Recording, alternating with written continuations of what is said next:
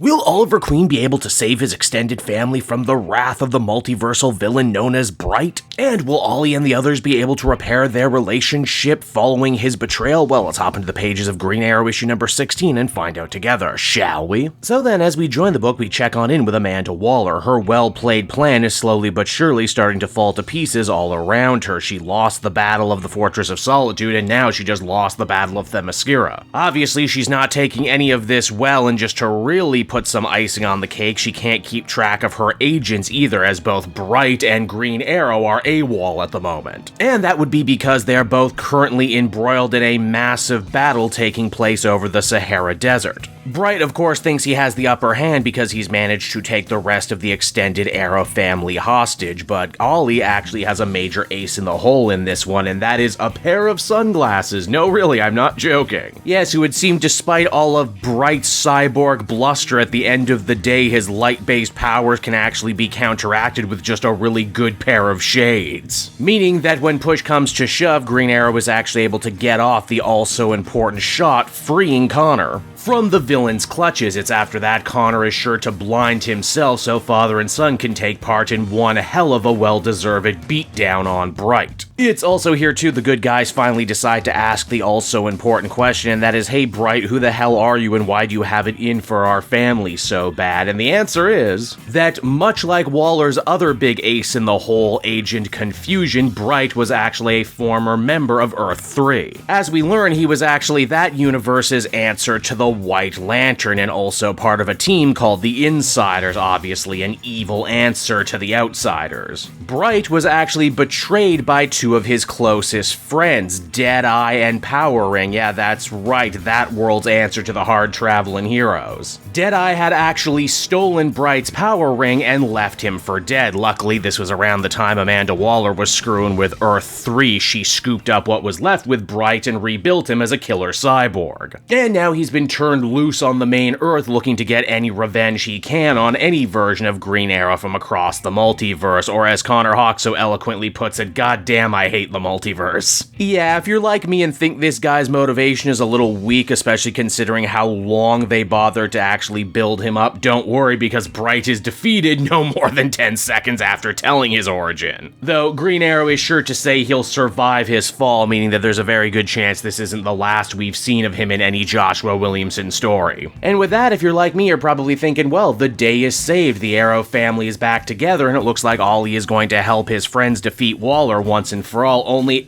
no, not at all. This was actually part of a much bigger triple cross, as he managed to lull Roy, Connor, and the rest into a false sense of security by coming to help them in this fight, only so he could turn around and have them arrested by Task Force 7 at the Hall of Sovereignty. And I mean, I guess for what it's worth, he did actually tell them just to stay on Arrow Island and not get involved. But once again, what does this mean? What is Ollie actually after here? And the answer to that is actually a little bit more interesting. You see, once his family is taken away in cuffs, we see Green Arrow hard at work, experimenting with the strange totality box that he had picked up from the previous issue, as well as Time Commander's hourglass. He even gets a little insight into the brand new Amazo robots. Thanks to Dr. Ivo himself, it's clear he's playing a much bigger game right now, one that no one else can seem to see or understand, not the least of which being Black Canary, who manages to have a private audience with Ollie thanks to the use of the Shadow Roads and Zatanna. Dinah says that while everyone had their doubts about why Ollie was doing what he was doing right now, or even if it was really him, I know I was running with the theory that this must have been a multiversal double. Only for Black Canary, probably the person who knows Green Arrow better than anyone else on Earth, to say that in her heart of hearts she always knew that this was really him, doing what he always does, putting too much pressure on himself, and feeling like he has to make all the hard decisions alone. Black Canary tries to get Ollie to see the light, break off whatever he's doing, and join the rest of the heroes for the final push on Waller. But all this really ends up doing is forcing Green Arrow to double down on his mysterious plan, whatever it might be. In fact, as the comic comes to an end, we see Green Arrow, who is now basically Waller's last agent left standing having a big one-on-one with the Wall herself, the implication being that whatever Ollie has been doing has actually been part of a much bigger plan even to free himself and his family from Waller's control, which again was a major thing even before the events of Absolute Power, and it's on that shocking note right there the comic comes to a close. And so that was Green Arrow issue number 16, everybody, and overall I felt this issue was something of a mixed bag. On one hand, I wasn't exactly a big fan of the Bright reveal. In fact, if anything, I felt the villain got way less interesting the more we actually learned about him, as his whole motivation kind of breaks down and leaves me asking, really, that was why? That was the reason behind all of this? Thankfully, though, the characterization stuff remains top-notch. I love Ollie having a short conversation with his son Connor about his choice to take up the Green Arrow mantle for himself, saying that he didn't need to, that he's always been capable of being his own man and not needing to live in his father's shadow, right before he ended up actually betraying his team all over again, which in fairness was actually a twist I did not see coming, so all the credit in the world to Joshua Williamson for surprising me. The implication also seems to be that whatever Green Arrow is after and what he's been willing to risk his reputation over is something that actually has much longer stretching implications than even just the events of Absolute Power. In fact, I think this is going to end up bringing this story full circle, but with Waller playing a hand in Merlin's big plot to keep the Arrow family apart. And that Green Arrow doesn't just want to defeat Waller this time, he wants to actually get his family out from under her thumb fully completely so they can actually be free to be together this time for real. Overall, I think I'd feel comfortable giving this one a 7 out of 10. Again, it's been pretty good.